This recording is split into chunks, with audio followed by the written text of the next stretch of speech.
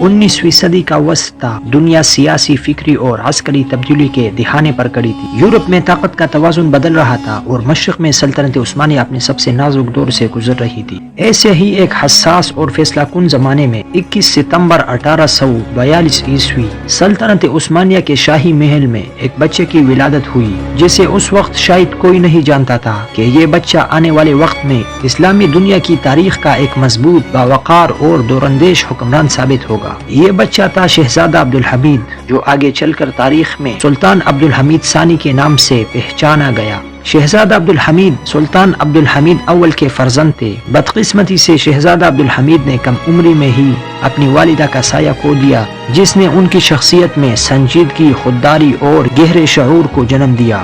یہ بات واضح کرنا بہت ضروری ہے کہ سلطان عبدالحمید ثانی کی عظمت تلوار کی فتوحات سے زیادہ عقل، سیاست، سفارت اور دفاعی حکمت عملی میں نظر آتی ہے۔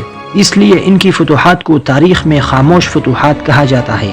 جب سلطان عبدالحمید ثانی تخت پر بیٹھے تو سلطنت عثمانیہ اندرونی بغاوتوں میں گری ہوئی تھی۔ یورپی طاقتیں اسے توڑنے کے در پہ تھی۔ سلطنت عثمانیہ کا خزانہ خالی تھا، فوج کمزور ہو چکی تھی اور خلافت خطرے میں تھی۔ یہ وہ وقت تھا جب فتوحات میدان جنگ سے زیادہ دماغ اور تدبیر سے حاصل کی جاتی تھی۔ سلطان عبدالحمید کی سب سے بڑی فتح یہ تھی کہ انہوں نے زوال پذیر سلطنت کو 33 سال تک زندہ رکھا۔ جب یورپی طاقتیں یہ منصوبہ بنا چکی تھی کہ عثمانی خلافت چند سال میں ختم ہو جائے گی، تو انہوں نے غیر ضروری جنگوں سے گریز کیا، فوج کو محفوظ رکھا، دشمن کو آپس میں لڑایا اور سلطنت کو ٹکڑوں میں بٹنے سے روکے رکھا۔ یہ ایک عظیم دفاعی فتح تھی۔ یہ سلطان عبدالحمید کی تاریخی اور نظریاتی فتح تھی۔ جب تھیوڈور ہرزل نے فلسطین خریدنے کے بدلے سونے کی پیشکش کی، سلطنت کا قرض اتارنے کی پیشکش کی، تو سلطان عبدالحمید نے وہ تاریخی الفاظ کہے: میں فلسطین کا 1 انچ بھی فروخت نہیں کر سکتا، یہ زمین میری نہیں، یہ امت مسلمہ کی امانت ہے۔ اب ہم سلطان عبدالحمید کی جاسوسی نظام پر روشنی ڈالتے ہیں۔ سلطان عبدالحمید نے یلدز محل کو خفیہ اطلاعات کا مرکز بنا دیا۔ یہ نظام براہ راست سلطان کو رپورٹ کرتا تھا، کسی وزیر یا جرنیل کے ماتحت نہیں تھا۔ روزانہ ہزاروں رپورٹس تیار کیے جاتے۔ سلطان خود یہ رپورٹس پڑھتے، نوٹ لیتے اور احکامات لکھتے تھے۔ سلطان کے جاسوس اندرونی ملک میں ہر جگہ تھے، جیسے فوج، مدارس، سرکاری دفاتر، اخبارات، شاہی دربار۔ یہی نہیں، سلطان کے جاسوس بیرونی ملک میں بھی تھے، جیسے لندن، پیرس، ویانا، روس، قاہرہ، ہندوستان۔ ہر جگہ سلطان کی آنکھ اور کان موجود تھے۔ جاسوس رپورٹس میں شامل ہوتا بغاوت کے منصوبے، یورپی سفارتی سازشیں، اخبارات کی خفیہ تحریریں، علماء اور سیاسی رہنماؤں کی سرگرمیاں، حتیٰ کہ درباریوں کے گفتگو تک شامل ہوتے تھے۔ سلطان کہتے ہیں: اگر مجھے ہر وقت خبر مل جائے تو میں آدھی جنگ جیت لیتا ہوں۔ سلطان عبدالحمید کے خفیہ نظام کی وجہ سے سازش کرنے والے ڈرتے تھے، خفیہ اجلاس ناکام ہو جاتے، لوگ سمجھتے تھے کہ سلطان سب کچھ جانتا ہے۔ یہ نفسیاتی فتح تھی۔